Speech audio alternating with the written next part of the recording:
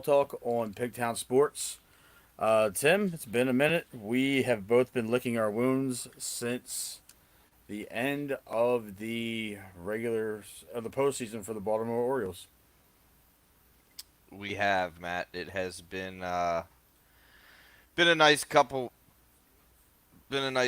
weeks to you know, get used to not seeing the Orioles in the postseason, I guess you could say. Yeah, I don't like it. How you I've feel about been it, Matt? I've been totally checked out of baseball since it started. It's it's kind of shitty, to be honest with you. It is. Who you rooting for? I'm not even watching baseball anymore. I'm boycotting the rest of the season. You're not gonna give Manuel a little love? No, not even a little bit. I mean, I don't know. We started to see some changes in the organization today. That was a little bit of breaking news. Um, what do you want to start with?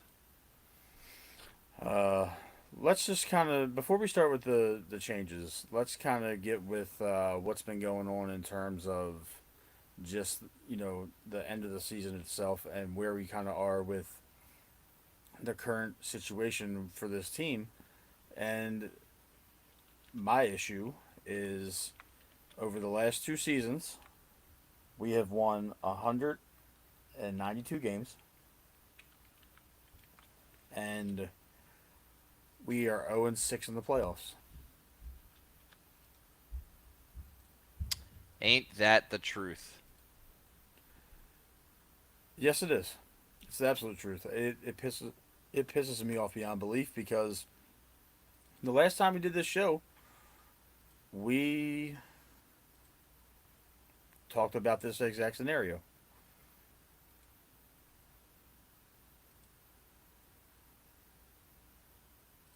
We did.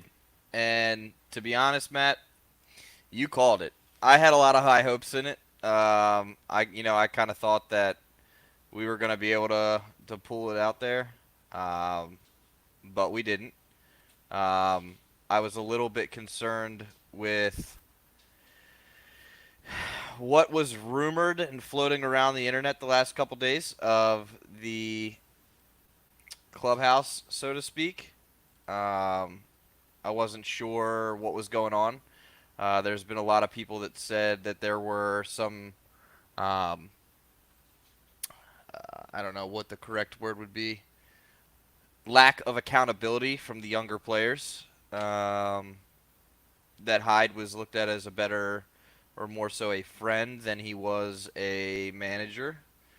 That would explain what went on since the, you know, All Star break, I guess you could say. But to boil it down, I mean, we just didn't hit. Our biggest hitters on our team are 1 through 5. I mean, our best player on our team, Gunnar Henderson, who was top 5 for MVP race, and the Teflon Don of Baltimore sports, was 0 for 7 in the postseason. Matt, 0 for 7.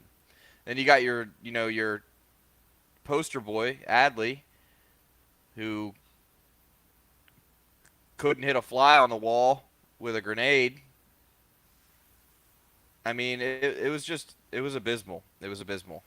A team like Kansas City, yeah, they're a good team. We just saw what happened to them with the Yankees, and the Yankees rolled through them, and that's what's sad about it is we weren't scared of the Yankees. We played better ball than the Yankees. We took the season from the Yankees. I mean, I know they won the division, but if you look at our season record against the Yankees, you looked how we played ball against them, how we played ball in New York against them. Um, it's just depressing. It is, and I didn't want to be right about this. I didn't want to be right, and I am mad that I was right after our last show that we did. It's been a few weeks now because I knew this was coming, and I'm not trying to say I told anybody so because that's not what I wanted to be. But we were really, really, really on a downward trajectory, and we crashed and burned. and we limped out of the playoffs. And then right after the season's over, right after the playoffs are over, Mike Elias says that Brandon Hyde is coming back 48 hours later. And then the very next day, Terry Francona, who I wanted, is hired by the Cincinnati Reds. So it's very difficult for me to sit here and be okay with the mediocrity that's come out of this ball club the last 6 months. We're watching the Yankees move on, and we're watching these we're seeing these instant classic baseball games in the postseason, and it's like, I know we had a lot of injuries this year, but that is absolutely ridiculous that we're sitting here watching this happen. And the Orioles are at home. Gunner's back in Alabama or whatever southern state that he's from. I believe he's from Alabama. Yep.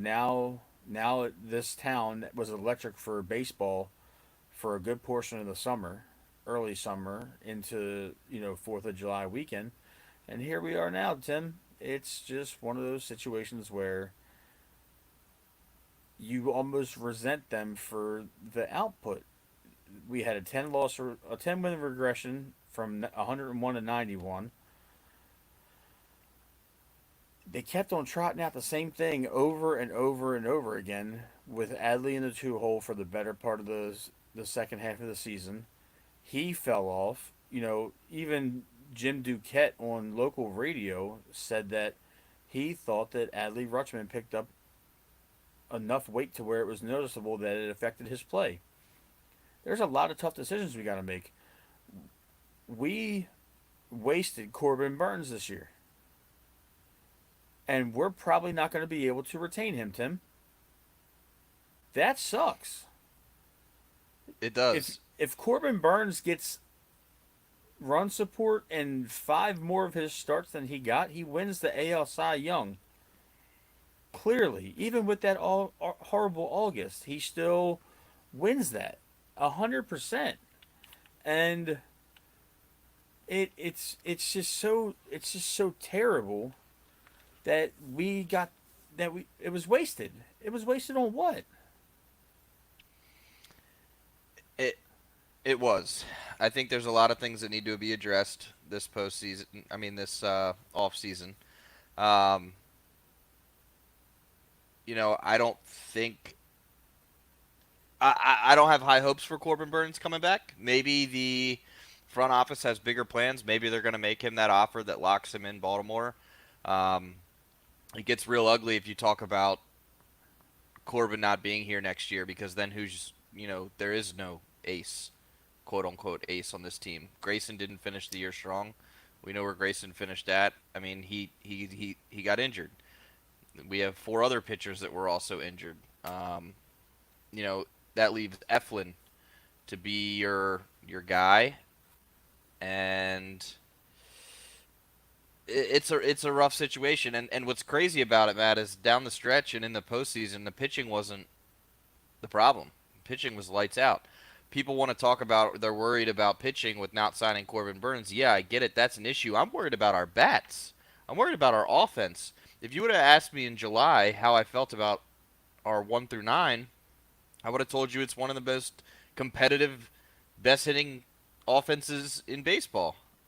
And we saw that completely flat line on the table in front of us.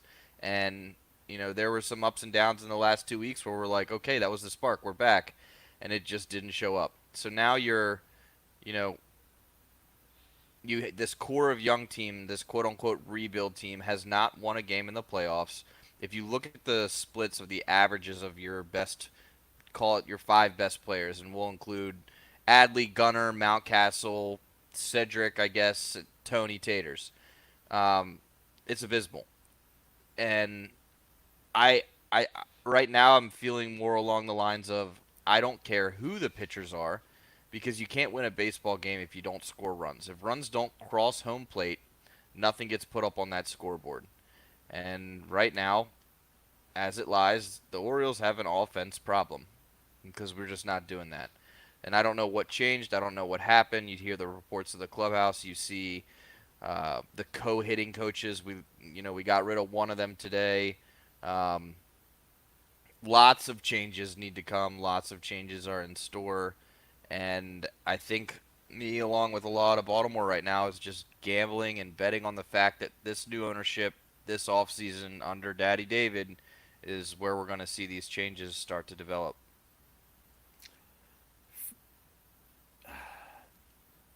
Let me finish off the Corbin Burns thought, and I agree with everything you're saying. Um, if you're Corbin Burns, do you come back? Why would you come back to a team that can't give you any run support? Right. Or if you come back to them, you say, okay, 5 years, 150 million.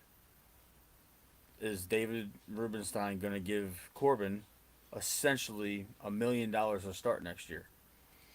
For a team that can't And produce. for somebody that's not getting run production, he was clearly frustrated. You could see it on his face. He looked like he was having fun the first half of the year, and then August hit, and he looked like he was absolutely miserable. That was so apparent to me on the TV screen. And then you trot out this lineup, and then you're shuffling the deck of the Titanic with the rest of the pitching staff, and Zach Eflin gives you almost 10 quality starts, and then Trevor Rogers ends up in AAA. Kobe Mayo comes up, struggles, goes back down, comes up, goes back down. Um, Jackson Holiday kind of plateaued at the end of the year. So to me, I'm just thinking out loud here. At what point do you realize that this has to fall on Hyde? And then they say he's coming back. Like, and you had an opportunity to go get Terry Francona. You could have dismissed Hyde right after that last loss against the Royals, and not many people would have really been like, "Really? Why let him go?" This rebuild's over, Tim. This isn't a rebuild anymore. We're here. We won 101 games last year and 91 this year. That's where I'm at with it, and I'm sorry, but this isn't acceptable. And the fact that we brought Hyde back pisses me off even more. Like you're already telling the fans that 2025 you can expect a lot of the same things. And then the tweet that I shared in our group chat where Hyde has already or Elias has already backtracking on the we're gonna spend yet again, and it's got to make sense, and we have a vision. Come on, man, just tell us you're not re-signing Burns and just get on with the shit. There's no reason to hide this. It's absolutely asinine to hide it. You cannot sit there and think that this fan base is collectively as stupid as they're making us out to be. It's insulting. It is. It is. No, I mean, I agree with you. I do. Um, I think today really caught me off guard. I was feeling some type of way until that news broke today of what went on. So, like I said in the group chat, I was feeling some type of way, what's next year looking like? And then the actions that happened today, which for those of you that are watching and are going to watch the VOD, just with the hitting coach, Ryan Fuller, his contract not being renewed, and then Freddie Gonzalez, his contract not being renewed really caught me off guard because this goes into you questioning, getting a new manager and the release of Hyde. I had been feeling prior to today that, okay, they're bringing back Hyde because they have Freddie as the bench coach, the next chain of command. That gives them a little bit of a security blanket in the event that we blow the year next year. We get off to a rough start. We see the same shit that we saw the last 2 months. We play the same type of baseball, and then you have Freddie Gonzalez to fall back to if you let Hyde walk mid-season. Well, that's not the case anymore. So now I'm curious as to what the next move is. We know Hyde's coming back. Who's going to be his, next chain of command? A lot of speculation around Buck Britton floating around on the internet today. That would speak volumes because in the event that they do need to, address a Hyde issue halfway through next year, I don't know if Buck Britton's your guy. I mean, he's green, you know. I like the guy. I think he's going to have that ability and eventually in his career be that manager. But I don't know if you're willing to take a gamble that way. So it's gonna be. I'm very intrigued to see who they bring in as this bench coach. If it's someone that's seasoned with a lot of you know appeal and is tenured, I think that answers some questions for us and gives us sort of a security blanket. Um, but I mean, it also could just be Freddie Gonzalez is moving on to bigger and better things. I mean, he's up there in age. He might, this he could be feeling how we're feeling. This season took a lot out of him, and he's gonna step away. We don't know yet. That is, I mean, yeah. There's a lot of questions that have to be answered, but how do you fire or let half of his staff walk, and then realize that he's still here? Like you're literally holding everybody else accountable, but you. And Elias is letting them do it. Come on, man. Like this is part of the reason why I struggled to put this show together, Tim. And barring the snafu with the new platform we're using, but I've really struggled making sense out of this situation where Hyde's coming back for another year. He's not the manager to get this team over the hump. He is 0-6 in the playoffs after winning 192 games in the regular season. It's unacceptable. It's unacceptable. It's 100% absolutely unacceptable. And I don't know how you justify any of that. You can't justify it. It's impossible.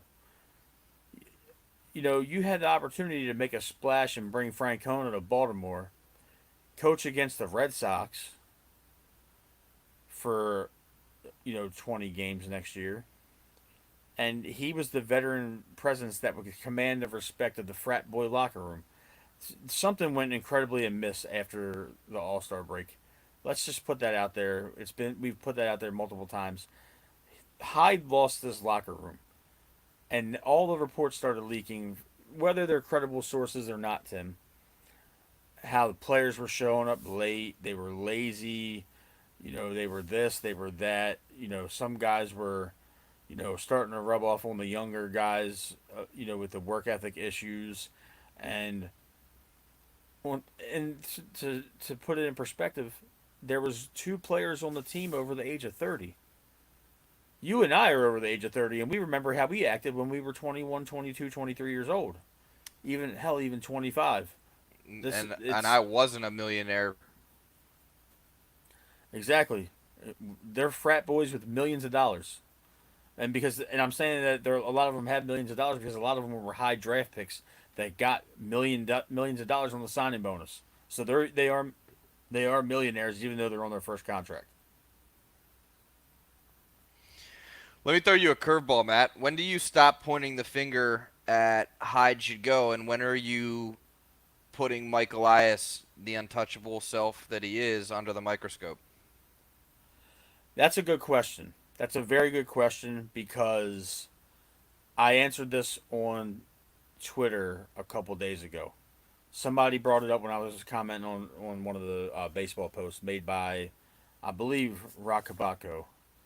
And they said, when do you hold Elias accountable? I don't think you hold Elias accountable until after this offseason. This is the first offseason with Rubenstein's pockets at his back and not the frugality of the Angelos family. Now, if this offseason passes and we don't re-sign Burns and we don't re-sign Santander and we don't add a Blake Snell or somebody of that ilk, that can come in here and be an ace, and then we enter next year with Eflin and Rodriguez as our 1-2, and we don't replace anybody, in the lineup, you know, an upgrade for Mountcastle, an upgrade for Mullins, an upgrade for uh, Cowser at some point. If you move Cowser, do you move Cowser to center field? Full time. Who's playing left field?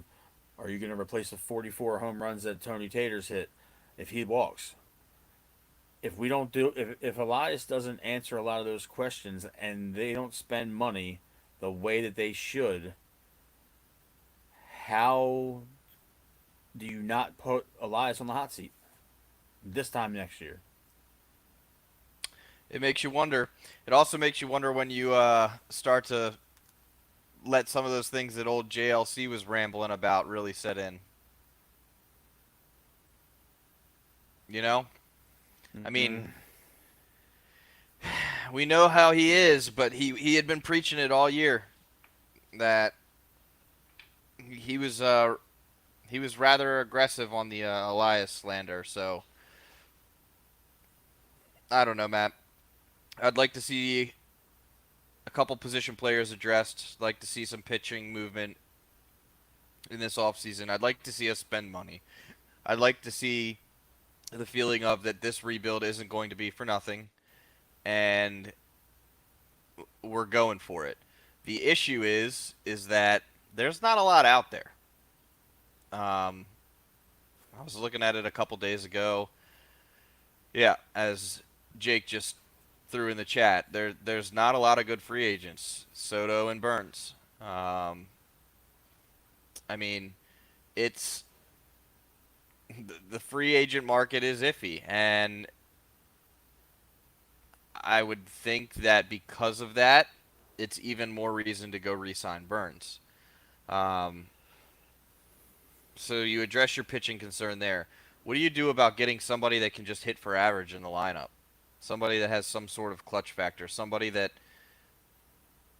you know isn't swinging for the fences. That's not going for 40 home runs. I mean, we don't get me wrong. We love the 40 home runs. Where would we be without 44 from Tony? Like, where would this team be? A lot of those were clutch home runs. But at the same time, it felt like every at bat that we took in the last 2 months of that season were these guys swinging for all hell. And I think that, you know, lock up a pitcher, show this fan base and this organization that you're willing to pay some of these products of the rebuild, i.e., Gunner. I would not mind a Cowser extent, a deal, something like that. Show them that you're serious about it. You're locking these players up, and you know, tackle tackle the market hard next year. See where you get with wins. It's just with how this offense performs, something's got to give, and we saw it begin today with three coaches let go off of this staff. Um, or I shouldn't say let go because we don't have all the information yet. We would say not renewed. We don't know which party to that decision. I mean, I'm assuming with the Ryan Fuller and the hitting coach, we can assume the decision that was made there. But as far as Freddie goes, we don't know yet. But I mean, look where the Royals are at, where they advanced to, and they've already notched that Bobby Witt deal in their belt. I get it. Agents play a role. We have a plethora of Scott Boras clientele on our team. They're going to be looking for that bag no matter what, and that's his MO. It's going to be tougher than normal, but they have to do something that shows this fan base that they're serious, because right now I don't think anybody believes that they're serious. I don't believe it, and that's sad. We've sat through multiple strings of you know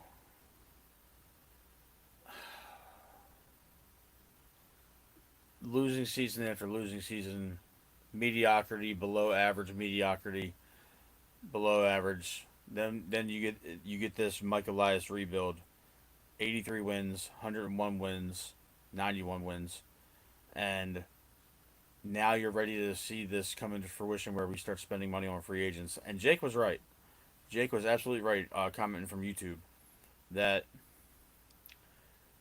there's this free agent class is poor. There's not really anybody that's out there other than Burns and Soto that screams, "Hey, pay me a lot of money, I'll come play for you." That's just where we are with that. There's no other way to put that. Did we miss the bus? Yeah, I think so.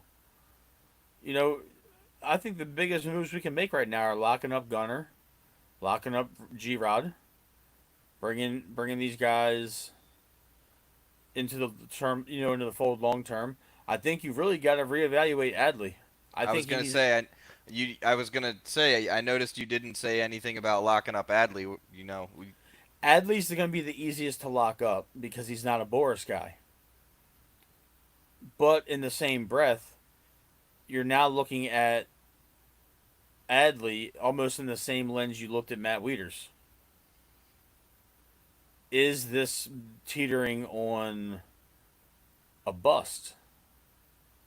And I don't want to be that melodramatic and that pissy about the situation, but you can't look at Adley's production and his play behind the plate, calling games, framing pitches, lack of throwing runners out at a consistent spot, and think that you're going to give this man a ton of money. uh, fun fact: when he's catching, he ranked in the bottom three of hitting by all catchers in baseball.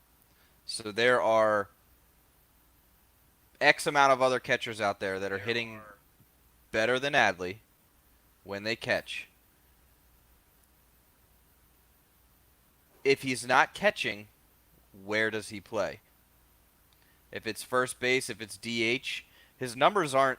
I mean, his numbers this season weren't standoutish on a page where he needs to be your everyday DH.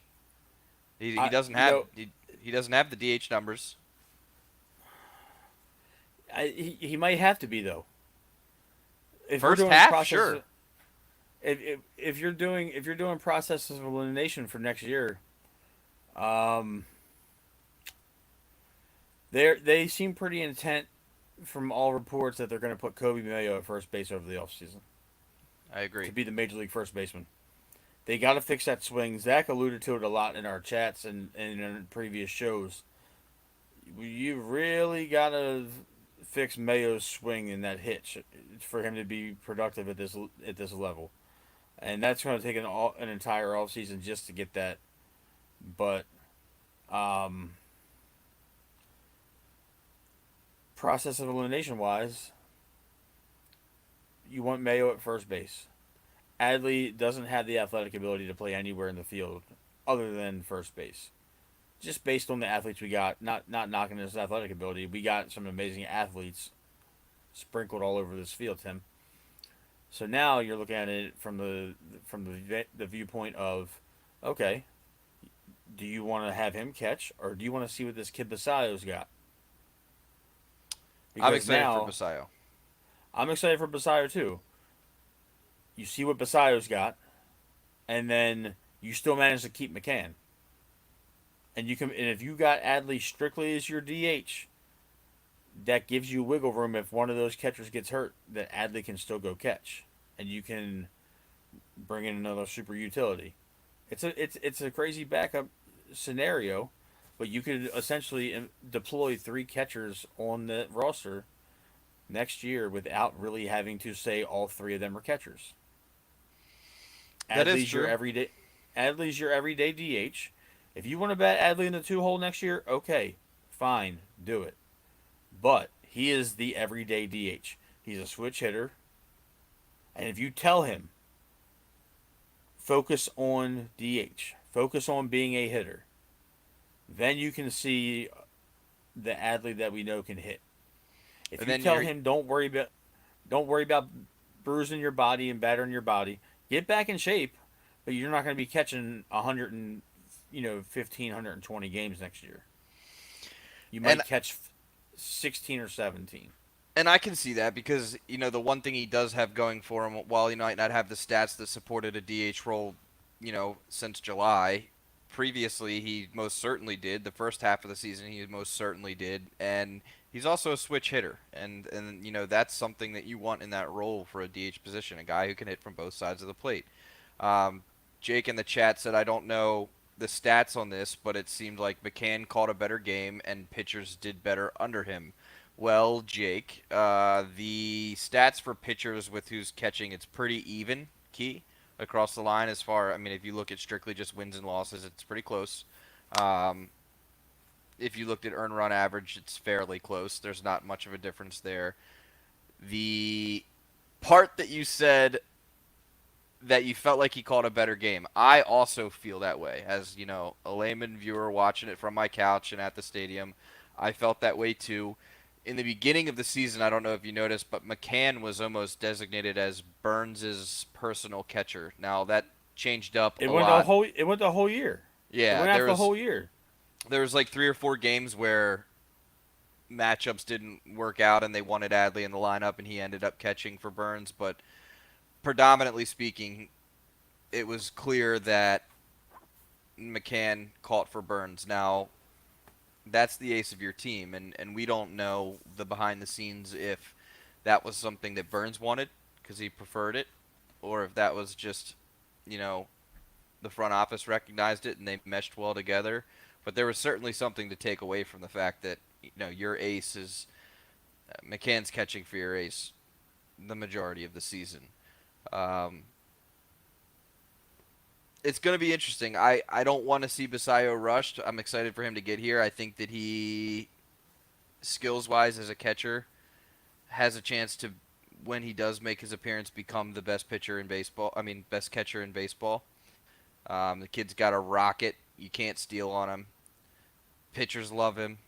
He apparently has a plethora of baseball knowledge and calls really good games. Obviously, there's going to be a major learning curve, just like there is for hitting when you make it to the majors. Players say it's a completely different ball game. It's a whole different sport taking that jump. So, I'd like to see them take their time with him, and maybe us as fans and thirsting for a competitive team that makes a run in the postseason, maybe we're overlooking this a little bit, Matt. And I'm not making an excuse here. I'm just playing devil's advocate. Maybe we're overlooking this. Maybe the window that the front office has had this whole time is 2026, 2027, after you have your guys like Adley and Gunnar in the league for a while. I don't. I Um, don't buy it. I don't buy it, Tim. I know you don't. And I I would, just to circle back on Adley before I lose my mind about it, is that I am I'm gonna still ride it out and be an Adley truther. I think we saw him hit his first major struggle. You could look at him. Reports were saying he gained 25 pounds or whatever it was. Some people even say he got bit by the girlfriend bug, and this happens when players get their girlfriend. There was even something I read that was funny, and that's let why. let me expand on that, Tim. I'm sorry to cut you off. That a whole new wave of agitation just flushed over my face. We are seeing Adley Rutman struggle to hit his body weight at the major league level for the better part of 3 months. And do you know what we get to see on his TikTok? We get to see him with his girlfriend trying fast food that they've never had before.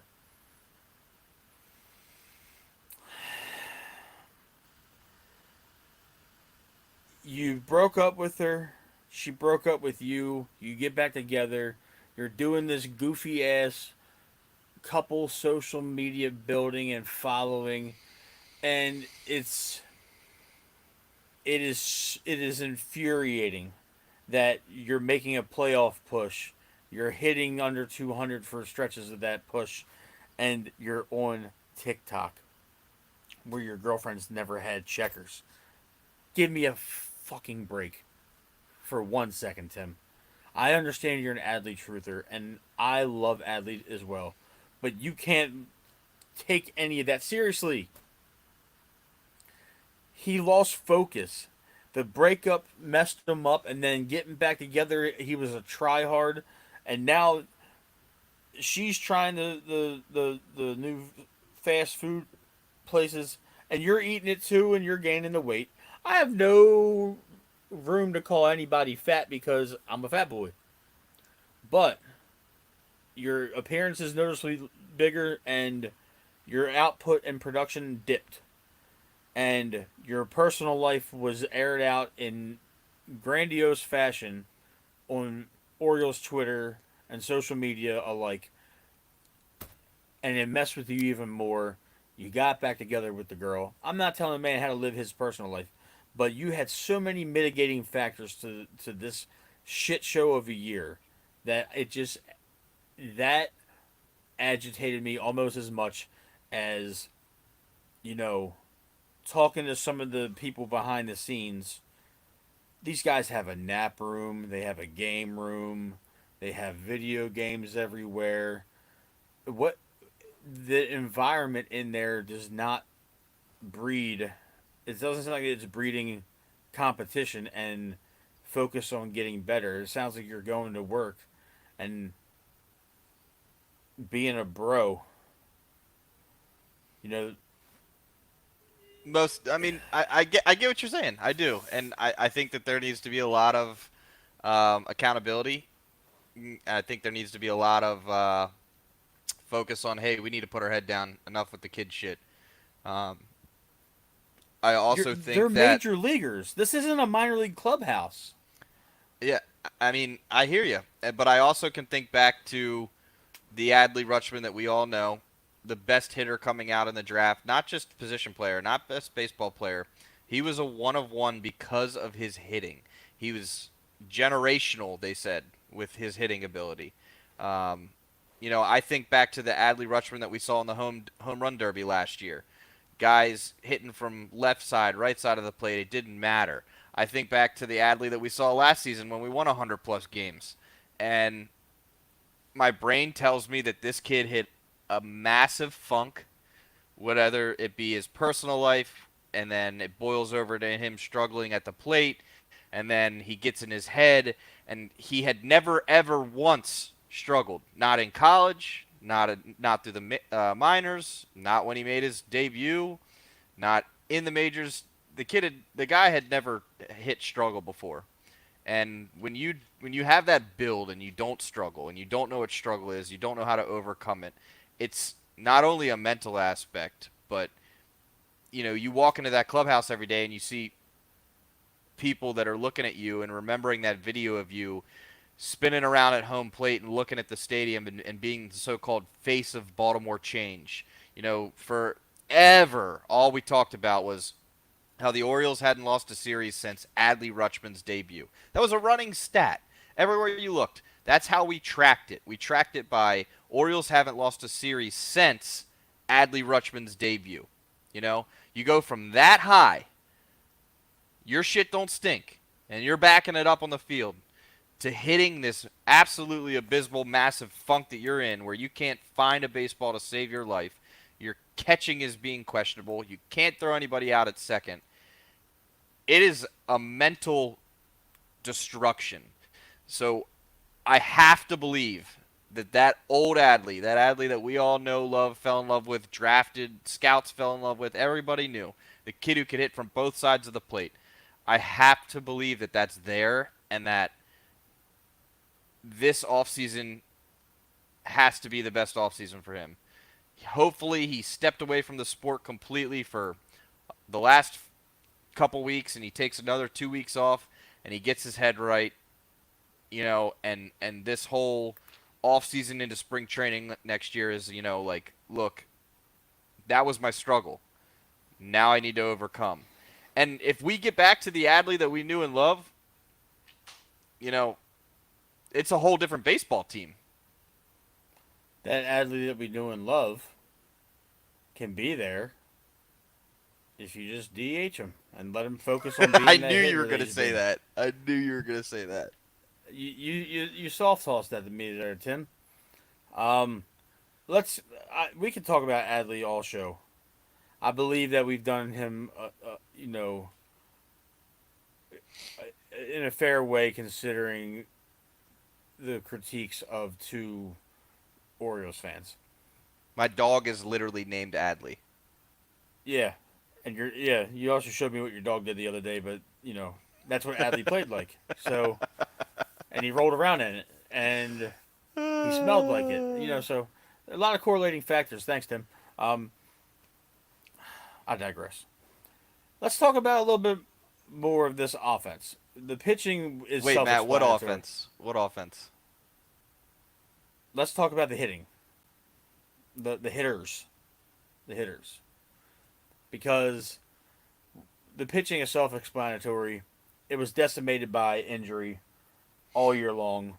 Wells, Coulombe, Means, Bradish, Batista was out all year. Um, it And was held MLB's together by duct starting tape. five on the IL, but Yeah, yeah, go ahead. you know, it was held together by duct tape and paper clips and bubble gum. For the better part of the year. Albert Just like Suarez, elbows. yeah, Albert Suarez had a great year. Kramer did as best as he could given the circumstances. Obviously, Burns did Burns, like things, but the pitching is obvious. You got to get some healthy arms in there. You got to get another back end bullpen guy. That's where we're at with that. Um, you can't really say too many negative things because they held on as best as they could, and at certain points they were lights out. Um, this offense, though, the lack of offense. We talked about Adley. We talked about Gunner. We talked about Taters. Mountcastle needs to go first and foremost. You got to open up that spot, that roster spot. You got to open up first base. We love Mountie. He was here through the rebuild. I believe he's one of the last of the previous regime's draft picks on this team. Um, it's over for him here as a starting first baseman for the Orioles. He needs to go to a situation where he can be a platoon guy, and this isn't it for him because you got to get these youngsters in this lineup, whether it be Mayo, Kerstad, whatever. Um, what do you do at second base? Is is Jackson your second baseman of the future? Is Jordan Westberg your second baseman of the future?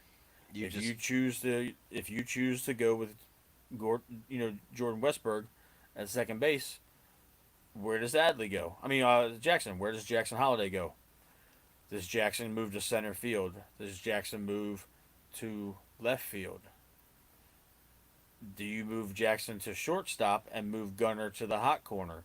Gunner had his worst defensive year as a shortstop to date. I know he's young. I know he hasn't been up here a very long time. Clearly, he has the athletic ability, but the fundamentals just aren't there. I think to protect his reputation as a defensive player, you got to move him over to third base. It's natural. He should have been there from the start. It seems like, and I know it's revisionist history. I know it's you know all of that, but how do you rearrange this infield? And if Jackson's not in it, are you putting him in the hot corner and left? Are you gonna put him in Baltimore? Are you gonna put him in center field and keep Kausner in left field? What do you you set do? me up. You I'm soft tossed sorry. it to me. You soft tossed it to me where I was gonna go because we hadn't mentioned his name yet. Um, and just to backtrack, we talked about the issues in the clubhouse and the lack of leadership. I watch a lot of baseball, Matt, year round. I watched this team play really bad baseball for the better part of my life. Over the last 2 decades, I've watched probably more baseball than is good for somebody to watch, and not just the Orioles. I'm talking in general. There's one player on this team that gets forgotten about more than everybody else, who is the first person on that infield, other than Gunner, that I would throw money at and try and lock up. I think that this person will be the one that would step up in that clubhouse after he gets a couple years under his belt and become that leader. He's known as the Navy SEAL of the team. His hitting stats don't lie. When he came back from injury, there was a spark to this offense that people talked about. He came back from a broken hand, Matt, and instantly started hitting the ball and producing again. Jordan Westberg is underappreciated and undervalued for what he is and will be and can be for this team. I am throwing money at Westberg to get him on this I team, to lock him I up on agree this with you. team. I agree with you. I totally agree with you. Westberg needs to be one of the foundational guys. I want to address what Joe said about Gunner's first full year at shortstop. I'm going to preface this by going back 30 years. Okay? In the last 30 years, in the history of this Orioles organization, shortstop has always been the premier spot, the pinnacle of Orioles, baseball is being the starting shortstop here. You had Cal Ripken Jr., you had Mike Bordick, you had Miguel Tejada for a short period of time, you had J.J. Hardy. That is an impeccable list of shortstops to play in Baltimore. You can go farther There's a back high than expectation. that and name the human vacuum. Yeah. I'm keeping it relevant to this generation of baseball fans. There's an expectation for shortstop in the Baltimore Orioles organization in the same sense that there is an expectation for middle linebacker and free safety with the Baltimore Ravens. You are expected to be elite all the way around. And I respect Gunner. I don't hate Gunner. This isn't no Gunner slander. But if another season of that defensive production happens with Gunner at shortstop, you have to seriously consider moving him to third base. There was even radio pundits that came on 105.7 The Fan that said that he might get big enough physically to where he would have to play first base. You know what I'm saying? Like that was always a possibility. A possibility. I understand that it makes sense for Westberg at third, Gunner at short, Jackson at second. But out of all three of those guys, Westberg can play all three of those positions more consistently and produce better offensively than the other two. So, yes, I'm going to raise that question. It's a dialogue. This is what we do. This is what we're supposed to do. If, in fact, Jordan Westberg might be the best second baseman on this baseball team, that leaves Jackson Holliday ass out in the infield unless you put him at shortstop and you move Gunner. I don't believe what they were talking about on Inside Access the other day, where asshole was talking about trading Jackson Holliday in the offseason. I absolutely do not believe in that. I did earlier in the year, but that was for a Tariq Skubal or somebody of that ilk. But now you already made this bed, lie in it. Trade Jackson Holliday for nothing compared to what you could have got for him in the middle of the season. That makes zero sense to me. Ride this Jackson Holliday thing out until you can't anymore. That's my personal thought process on it. That's just me. Yeah, I mean, I hear you. I think that we're in a good position where Westberg, Gunner, and Holiday are interchangeable.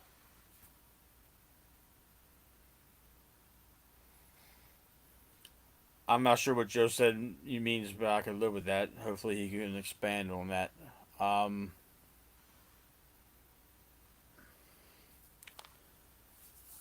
I mean, I would prefer to keep Gunner at short. He just had one full season under his belt. I hear what you're saying. Um, I think that Jackson hasn't passed my eye test just yet. He's still, I think the athletic potential alone is definitely there. That's not in question. It reminds me of like watching Jackson this past year, and I know how old the guy is. It just it still had that feeling of like the kid playing football at recess that hit puberty at 10 years old and hasn't grown into his body yet. Still looks like you know that he hasn't quite figured out how to, like, awkward. I don't know how to describe it, and I know it'll develop and come. I think that it would be wild if he grows and him standing next to Gunnar, you have two of the most athletic guys in baseball in your infield. I mean, that's insane. And then you throw Jordan Westberg into the mix. I don't know. It's a really tough decision. You could hypothetically shift those guys around however you see fit. Uh, okay, so Joe expanded on it. He said Gunner at third, Jackson at short, Westy at second doesn't hurt his feelings.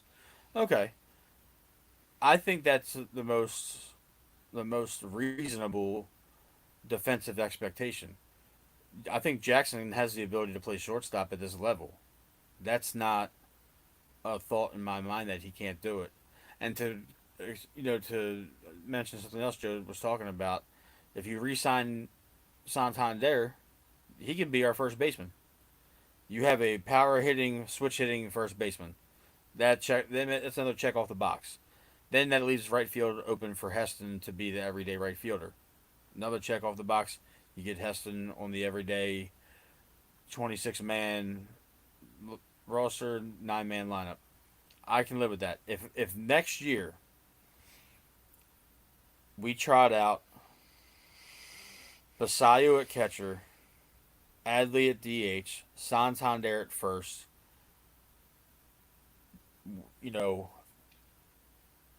Westy at second, Jackson at short, Gunner at third, Kowser in left, Heston in right. That leaves one spot open, and that's center field.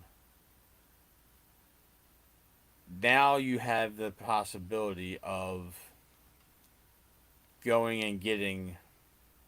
Hear me out. And I'm not trying to play fantasy GM. This is where you call the Los Angeles Angels and say, "What do you want for Trout?" Who talked about Trout in June? You did.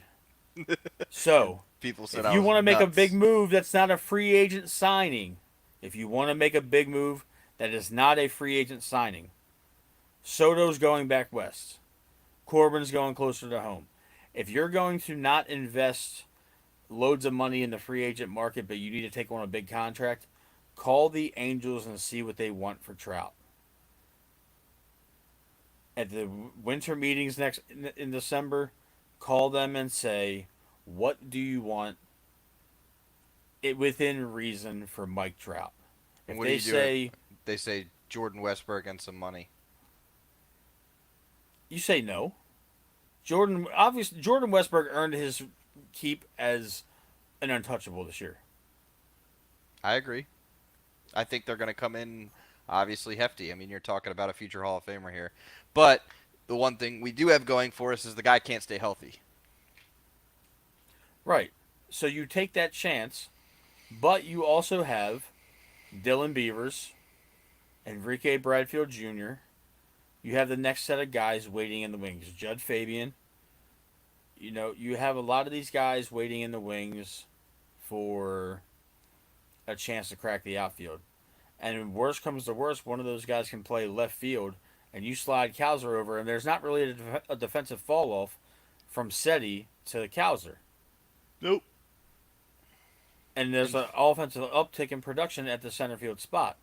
So, if the Angels are reasonable and they know that Trout doesn't stay healthy, they're a year removed from Otani, they don't want to keep on paying that money.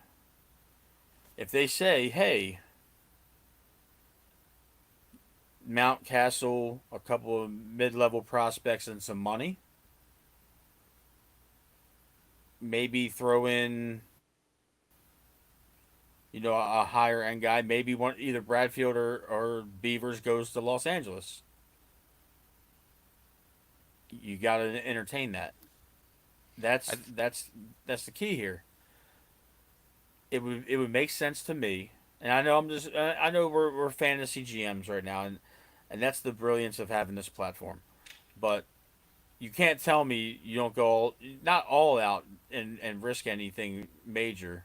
But if you have a chance to have Mike Trout playing in center field for the Baltimore Orioles in 2025 in that lineup that we have now,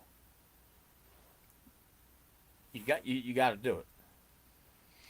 well, what worries me, Matt, is that in the last 6 weeks of the season, the best average hitter on the team was Eloy Jimenez. So, uh, Yeah, yeah. I mean that's egregious. He's not coming. It's egregious. I doubt he comes back, even though he seemed rejuvenated to be here.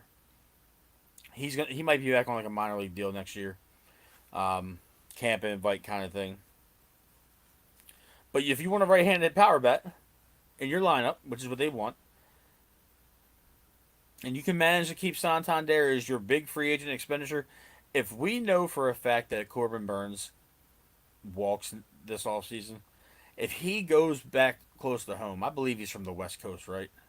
Arizona. Okay, yeah, well, yeah. If he goes to Arizona or he goes to San Diego or he goes to the Dodgers, that's not going to hurt my feelings. I love Corbin Burns. I think he's a fantastic pitcher.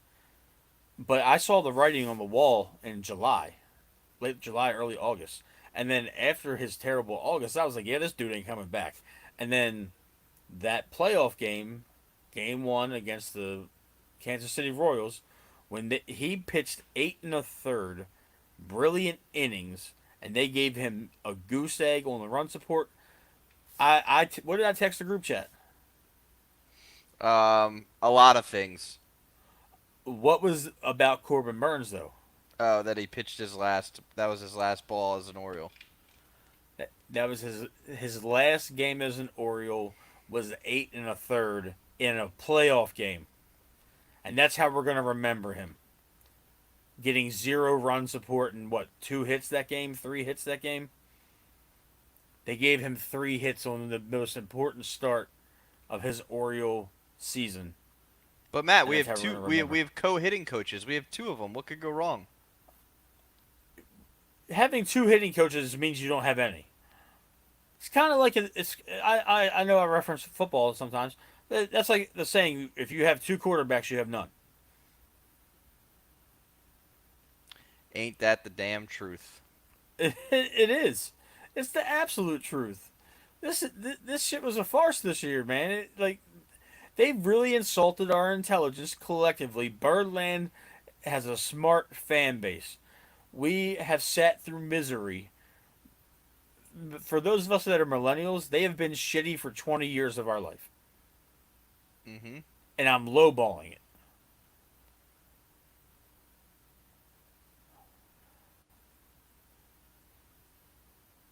Oh, I like that. Wouldn't Hot take surprise me.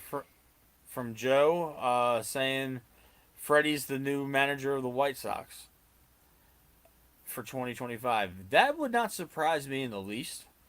And honestly, they're so historically bad that he could go in there and turn them around. And if they win 70 games next year, he's manager of the year. Yeah, he was set up to be our interim manager about halfway through next season. This shit with this shit with Hyde kills me. I don't hate him as a person, but as a baseball manager, he needs to go and he just needs to be the guy in Major League Baseball that's like, oh, hey, Oakland, you're rebuilding. Let's hire Brandon Hyde to field a 4A ball club for a couple years. And then when we're ready to win, we'll fire him. That's. Yeah. I went into it a little bit I'm, on Twitter, Joe. I know you saw it. There was more drama than him not getting credit too. I agree with it. There's definitely probably some drama around the fact that he was not, given any credit for this rebuild, but there's also credit or drama around the fact that he has a frat house in front of him with supposed guys that don't follow rules, and he can't skip the chain of command, and he's got a manager who's his boss who can't send a kid to timeout. So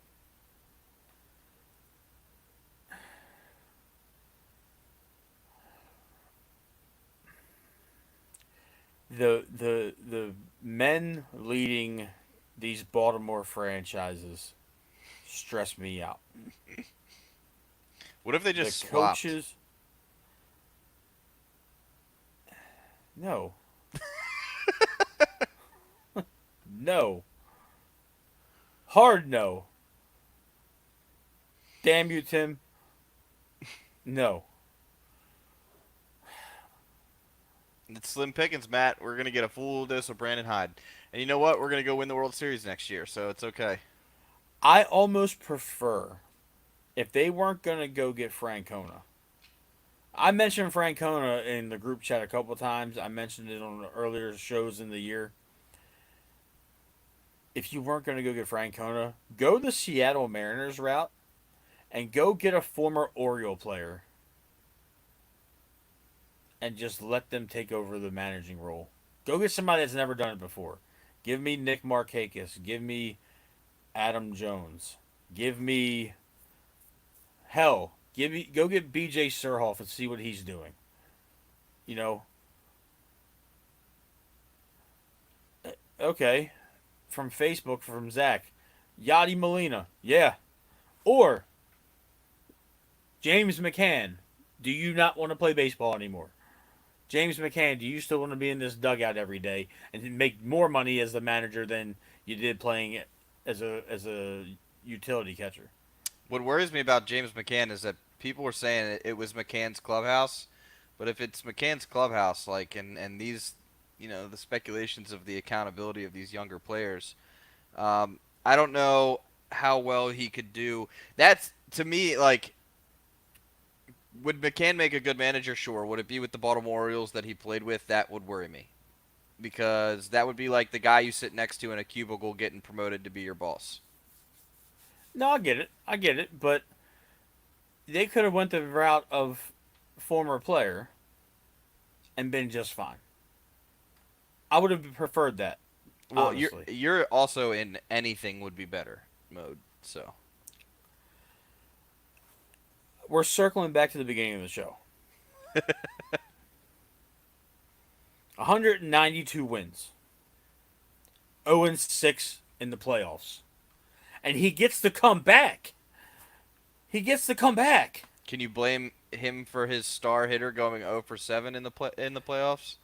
Yes. People, I'm tired of that argument, Tim. Oh, well, he's not out there playing. It is your fucking job to get these players prepared every single day. You are the leader He of that said clubhouse. Greg Olson. You get you get your players prepared to play every day. The preparation and the example begins and ends with you when you got a bunch of frat house aged kids in your clubhouse at the major league level. Yeah, oh, he wasn't out there pitching, he wasn't out there hitting. Oh, the injuries. Okay, teams go through injury ridden seasons every single year. We still won 91 games. That's a fantastic feat in itself. I give you that. I acknowledge that. But you can't sit there and look me in my face and say, oh, Brandon Hyde deserves another year. No, the fuck he does not. No, he doesn't. There's no way anybody can convince me. I have argued about this with people all over social media, Twitter, Facebook, Facebook groups. He doesn't belong as the skipper of this team. He can't get us to the promised land. I want a World Series before I die. I've seen two Ravens Super Bowls. I want a damn World Series. I want to go to a parade. I want to call out and I want to go to the parade. That is one of my wishes. You know, that's all I want in this lifetime. And we're not going to get that with Brandon fucking Hyde sitting on his ass and looking dumb for 162 games next year, Tim. And what is the definition of insanity? Doing the same thing over and expecting different results. we all Raven Orioles Nation, Orioles Birdland. We got Stockholm syndrome with this team because they piss us off and let us down and abuse us every year, and we need to come back the next year thinking this shit's gonna change. It's Stockholm syndrome. I'm convinced. This is some psychological shit that they're playing with us, and I'm tired of it. I'm not gonna stop watching them, but I'm tired of it. I'm tired of it. Brandon Hyde should be fired right now. He should be applying for jobs with whatever radio station in Miami where he's from before us, being a doing what Jason Lockenfora does because he can piss me off from the radio. But sitting there looking at that ugly fucking mug in the dugout next year, that's gonna piss me off. It's October 11th, and I'm already mad about next March. I'm already mad about it. Yep. I, you know, your brother threw it in the chat earlier, and it makes it's the feeling I got to my stomach today is that the Freddy is a scapegoat kind of thing. Oh look, we're Don't making tell him he's changes. right on air. We don't do that on this show. We're making changes, to the management level. But Freddie wasn't the problem, unless there's something The I don't know. the problem wears number 18. Well, maybe we'll circle back in July and the skipper won't be wearing number 18. So I have to wait another 9 months. 9 months to watch this man get fired. Incredible. Absolutely incredible. You know what? I would love to see Buck Showalter with this team. He'd lose his ever loving mind, but these dudes would play for him. Matt, what happens if this team goes and wins 95 games next year, makes the playoffs again, And makes then it we past the get wild, swept again? makes it past the wild, wins the wild card round, loses in the divisional? No. The only the only way I'll eat my words with Brandon Hyde.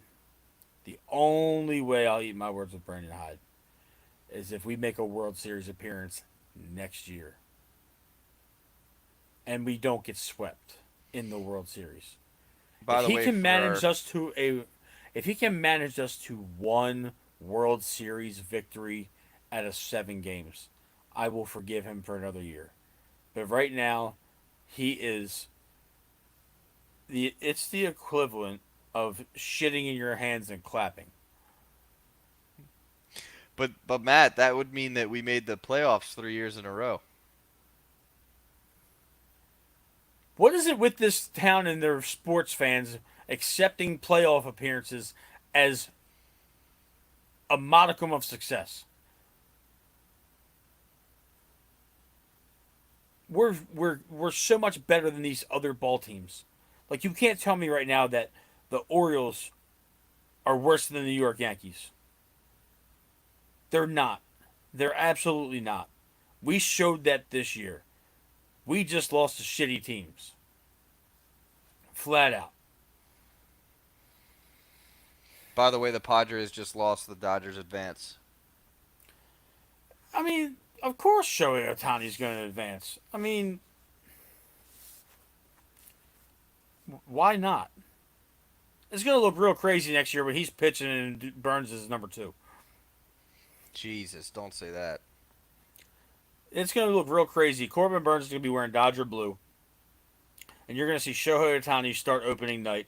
And then you're going to see Corbin Burns go game 2. It's going to be absolutely incredible. And then you're gonna see a fucking lineup with Shohei Otani and Juan Soto. Yeah, it's going to be like the Lake Show out with the Dodgers. You know, they're gonna be the Yankees of the West like they've always been. But yeah, it's gonna be real fun watching that next year. I think we go out there next year too. Yippee yay! I've been cooking some stuff up, Matt, for our next show. Some players to get excited about, some stuff to look out for. I'm hoping by our next show we get some clarity on the Freddie situation, what that was, if it was on his end, if it was on the team's end. Um, Hopefully the next time we are live that um, we have no hitting coaches and we're hiring, but I I would don't. love to do our next show and say we don't have a manager. Guess we're shooting next July, Tim. He ain't going anywhere. And to be honest, if we only dropped Ryan Fuller, I don't think the other hitting coach is going anywhere either.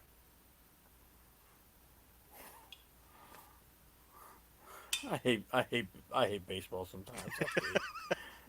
I despise baseball with every ounce of my fiber and my being. You I know, it was hate really baseball. interesting when that news dropped today. I was reading it, and there's a lot of people calling for Tony Manzolino's head. The third base coach, Yeah, he sucks too. people. Everybody on this staff sucks. The proof is in. Was this the same amount? Was this the same coaching staff for 23? Uh huh. What happened in 23? We got swept by Texas. I think we added a hitting coach, but yes. Fuck that guy. Um, I don't think I've ever cussed this much on one of our shows in my life, and it just so happens to be our debut on Zach's Pigtown Sports YouTube channel. Um, We're going back yeah, to our regularly scheduled. We'll be on this YouTube channel from now on, moving forward, clearly, but we yeah. will be using the normal. What would you call it? Program, because this one was a little bit of a fiasco. Well, yeah, we were also 43 minutes late on air tonight, so Hmm. yeah. Yeah. Oh, LOL. Thanks, Zach. He's a former Oriole player, so yeah, you know how I feel right now. Um, where we go from here, I think that And catch some trout.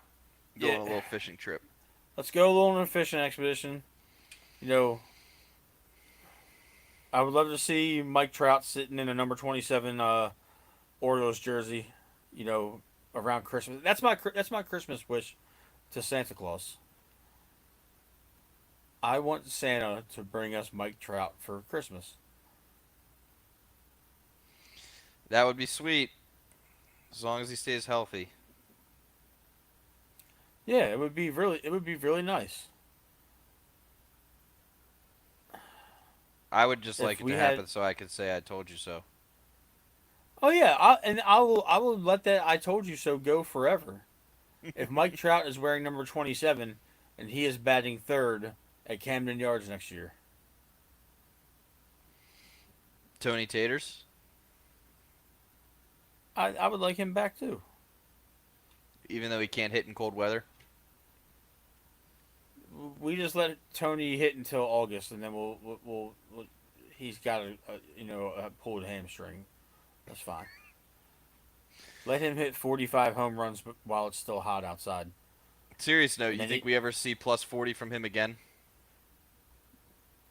it might be an anomaly because I think he was always hovering around 25, 30. Hmm. But a lot of his home runs were emotionally charged. You They were a know, lot of big time clutch. home runs. They were, yeah.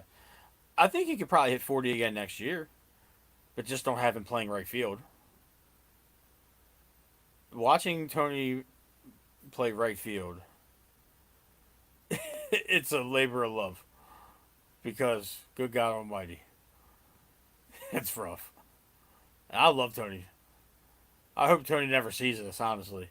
But I mean, he's your friend. I mean, I know you and Steph, you know, got to meet him a couple weeks ago. Oh, no. Brady Anderson is the manager. Alan Mills is the pitching coach. Yeah, I would let Brady manage. I'm sure he's still juiced to the gills, and he could go out there and body slam a couple umps that don't know how to call balls and strikes. That's one thing that I just need it. I need somebody to if we're going out there with Trout and Hyde out as the manager, somebody needs to get in his mind, get in his brain, whisper in his ear. I need some kind of emotion, man. I I I don't want it to take your one of your star farm system slugger, as Joe would say, hog boys to go out there and get drilled in the head and make that be the reason that you come out fired up.